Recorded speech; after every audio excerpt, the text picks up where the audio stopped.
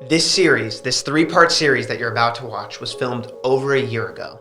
It was filmed at the end of 2019. It was supposed to be my return back to YouTube, the first thing that I posted after that 2-year hiatus that I ended up taking. This series was supposed to be my return, but I couldn't do anything with it because it was attached to a specific project that was delayed in 2020. I have 2 of my closest friends as partners with me on this project, and I am just beyond excited to share it with you guys. But overall, everything that you're about to watch was filmed with the full intent that 2020 was going to be a normal year. I was constantly debating with myself on whether I should actually go through with putting this series out. Because 2020 was what it was and it delayed so much and it caused so much time before actually putting out this first episode, I had so much doubt. But the one thing that kept me persistent on making sure that this project saw the light of day is the project that it's attached to. And that is exactly why you are watching this right now. So without further ado,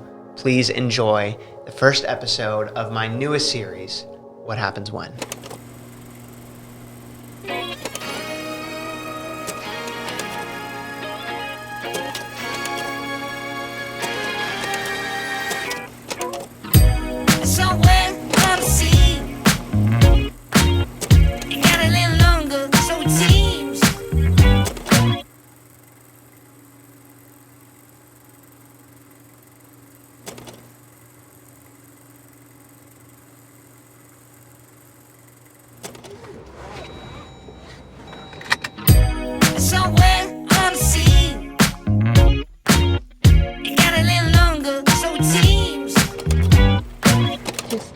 To remind you, Chelsea doesn't know we're going to New York. Yes. She also doesn't know she's getting proposed to. She doesn't? Just letting you know. That's so weird. I'm sure it'll be fine. Just like don't slip. You don't want me to say anything stupid.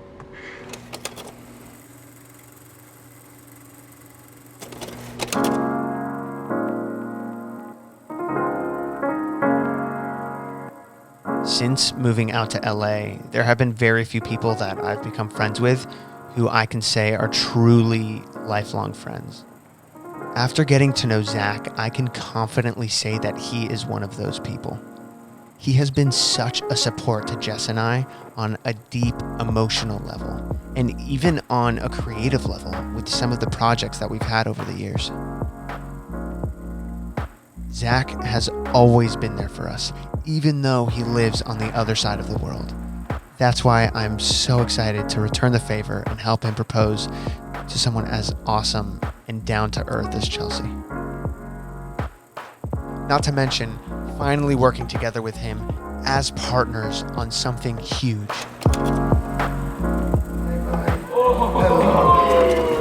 He's like, who are you? What are you doing? Oh yeah. We got you some goodies. Top ones for you, Chelsea. Favorite. We wanted to make you guys are going to New York. We want to make it special.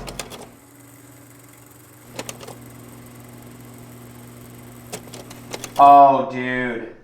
My guy. What's up? Boy just got a shower. I was about to say, are you shirtless right now, dude? I'm like everythingless right now.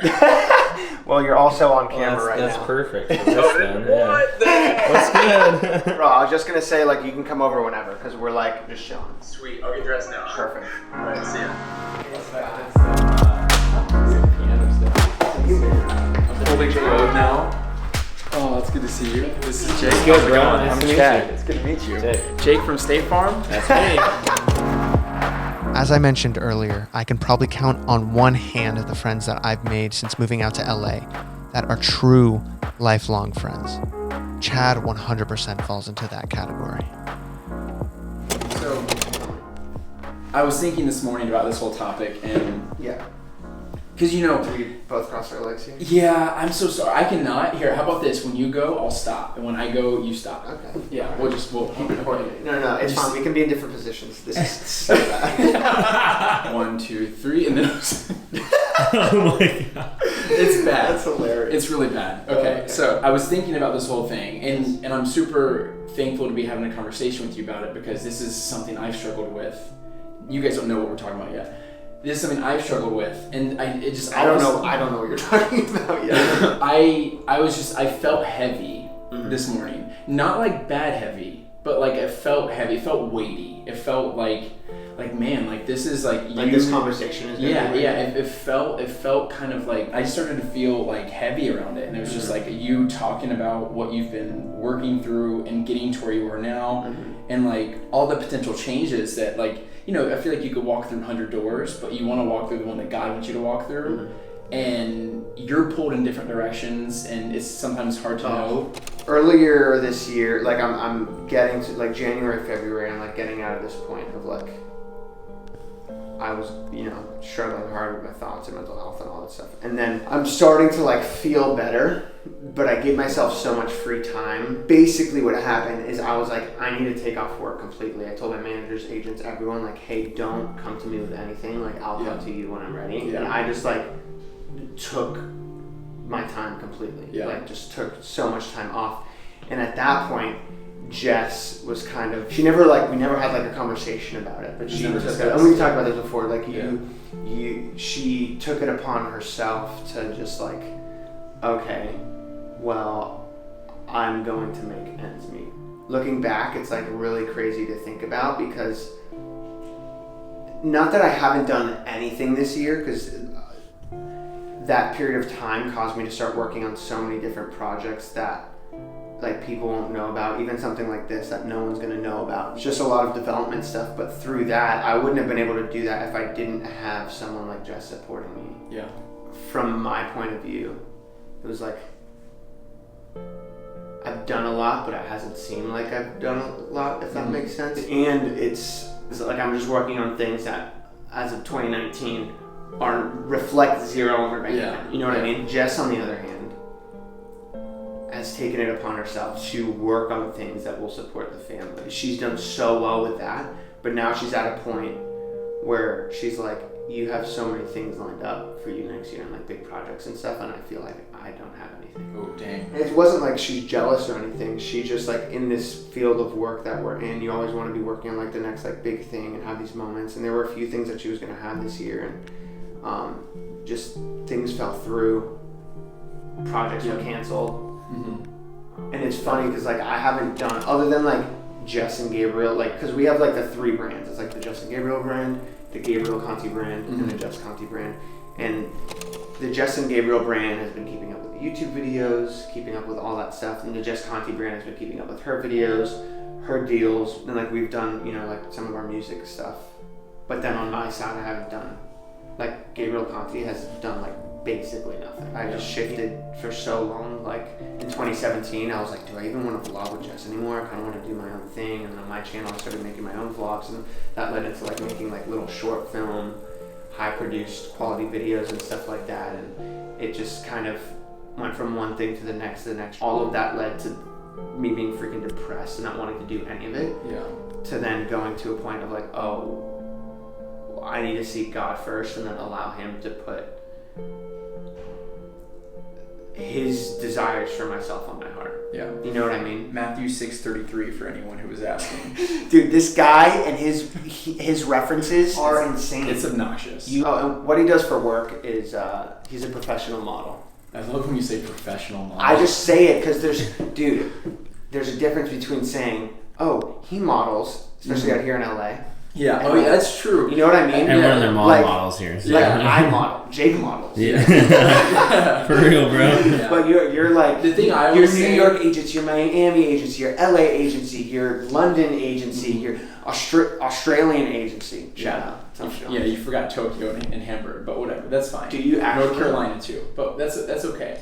That's really I think that's super interesting about how you were mentioning with you had to take time because you're like, okay, what is it that I want to do? What's going to help me feel not burn out? Because I guess burnout is an actual mental issue. It's like a registered mental issue nowadays. Burnout really? It's like a registered thing. It was for sure burnout, along with just like not having the why behind what I was doing. I'm just trying to now do things that are like more meaningful and impactful, and like stuff like the podcast and just like the series itself, and just kind of like talking about like the bigger issues other than just like I'm gonna make YouTube videos and have it be around a project that we're working on, and that project itself is hopefully, like God willing, going to impact hopefully millions of people. You know what I mean? And just like work on those kind of things rather than like, oh, I need my YouTube. Oh, I haven't got as much subscribers today as I did yesterday. And this year I've learned to focus. Like, it's not on the dollar signs. It's not on the growth. Like, dude, I had passed 2 million, then dipped back underneath 2 million Instagram followers, and it's just like a floating up and down. Like, you know, it's just like those mental battles of like, I'm not growing anymore. Like, my career's gonna go down the drain. I suck. Engagement's gonna go down. Like all this stuff, and now I'm like, that doesn't matter. I need to, like, it does matter, but I can't. My happiness can't be contingent on those things, you know. It makes me think of that movie. Here's another reference. Here we go. Have you guys ever seen the movie The Patriot? Oh, you know, yes, with Mel dude. Gibson? I haven't seen it. No way. All right. Dude, okay, Cut the hold vlog. on. Like, We'll go watch it. We'll be back in 2 hours. It's rated R and very bloody.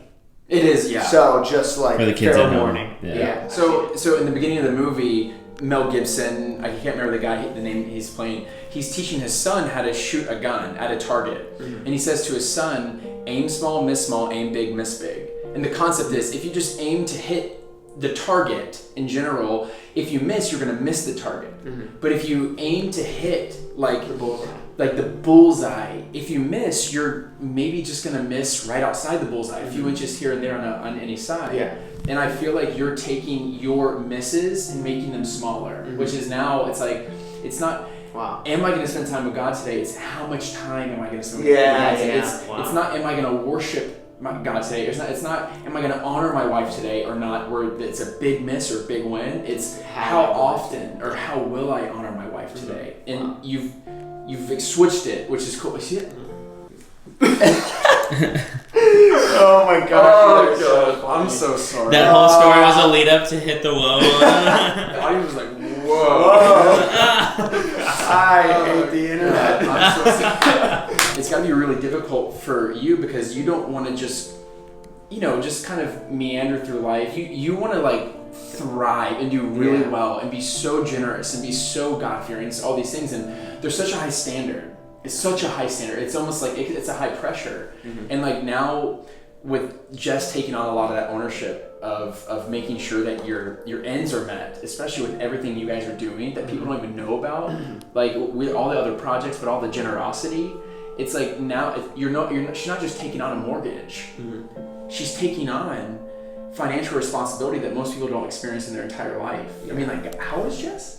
23. And she's doing all this? Yeah.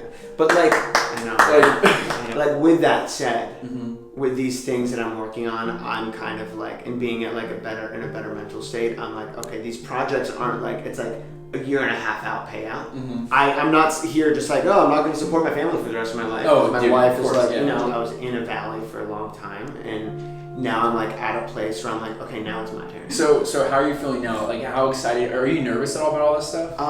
Kind of, yeah, because like going into even this, hiring a videographer, Jake from State Farm. hiring Jake from State Farm, Yeah. hiring Jake and like being like, okay, I'm employing him, and I could totally just like be in the hole after the series, and the podcast could tank. I'm not gonna let.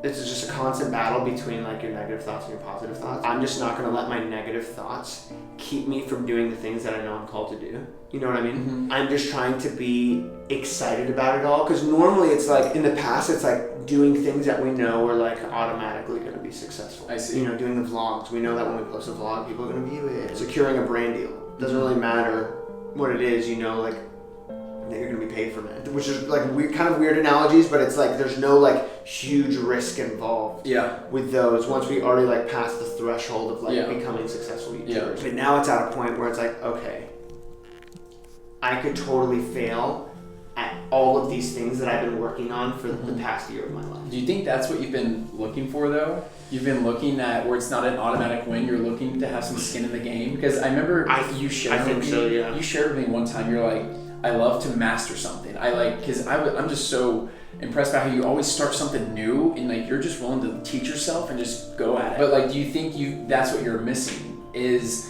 where you have that skin, where you actually are creating something that's just not an automatic win? Yeah, I think so.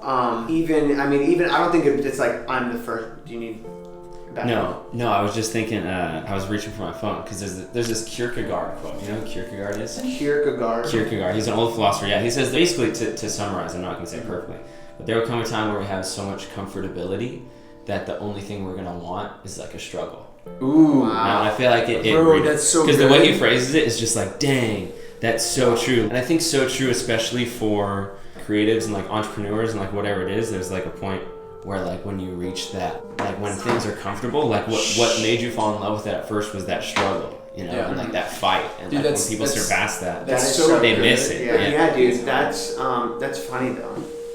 That's funny because like a struggle that I was in caused me to want to struggle differently, if that makes sense. And that's not even a way that I had approached it either, but it's funny to like, you know, in retrospect look back and see that that's like what has happened. It's a new season and 2020 is going to be like, I'm so ready for 2020 just to be like all the wins that I've been waiting for. What is that? I freaking love it, dude. I get jacked. You know, it's motivation. I think that'll be. I was getting motivated. Like that's why you saw me smile. I was like so sorry. But no, I am. Like 2020 is hilarious. I posted a like tool bag Instagram pic, me shirtless, showing. I saved it. Thanks, dude. I appreciate that. Pinned it on the wall. Bros, man. No, but just like I posted that photo with with before pics of I had taken in 2018 that Jess actually found. And then I wrote a whole caption of just like 2018 I was here, 2019 I was here. And so many people actually resonated with that, and it's cool like looking at where I was in 2018, what 2019 has turned out to be, and like all these things that have just like happened and taken place, and just feeling like that, like the wins, like the win already is feeling like I've been responsible so far, and just being like I am so ready to move forward with this. In 2020, it's just going to be like a series, a podcast. Another thing I can't talk about. I don't know. It's just exciting. It's exciting. I don't know. It's just like 2020 is going to be so good, and it's like your vision is going to be better. That's a 2020 reference. I'm so sorry. I'm so sorry. Oh gosh, I thought that earlier. Yo, future Gabriel back. I am interjecting into this conversation for a quick second. How ironic is this conversation that we're having?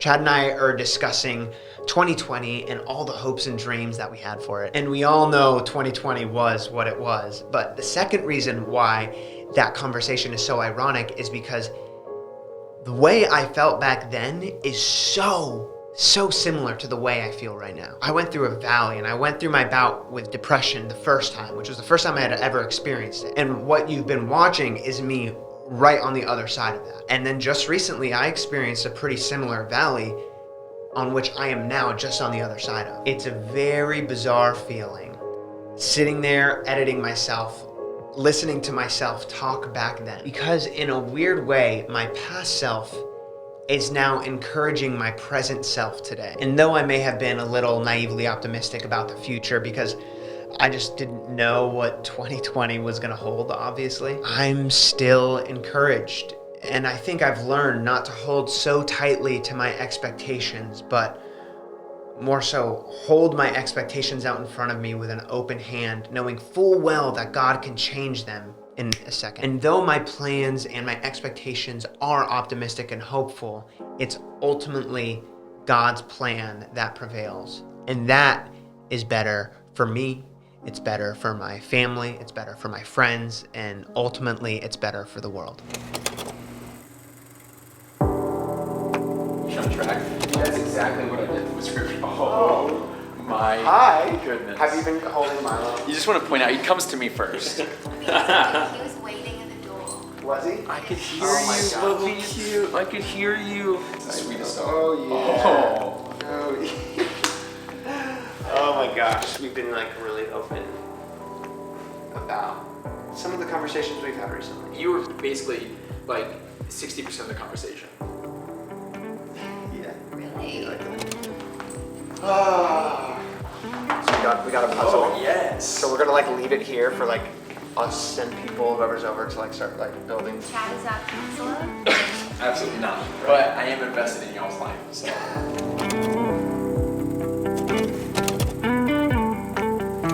So what were you talking about? Just how you've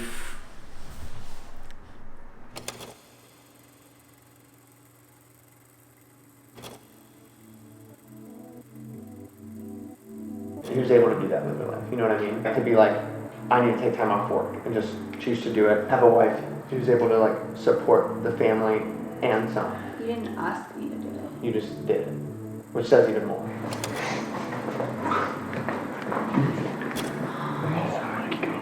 I'm sorry. Sorry. Really? Yeah, but it's like 100% better. Yeah. You know, like there's not like a But from this angle, it's so good. Oh my gosh, everything about this angle. Can we tell him like approach from southbound, you know? We need to be sure he knows. Like he's gotta get dropped at the Starbucks side and then walk to the opposite side of the Starbucks. Yeah, he's on his way. Like they're in a lift right now. From where? They're 19 minutes away.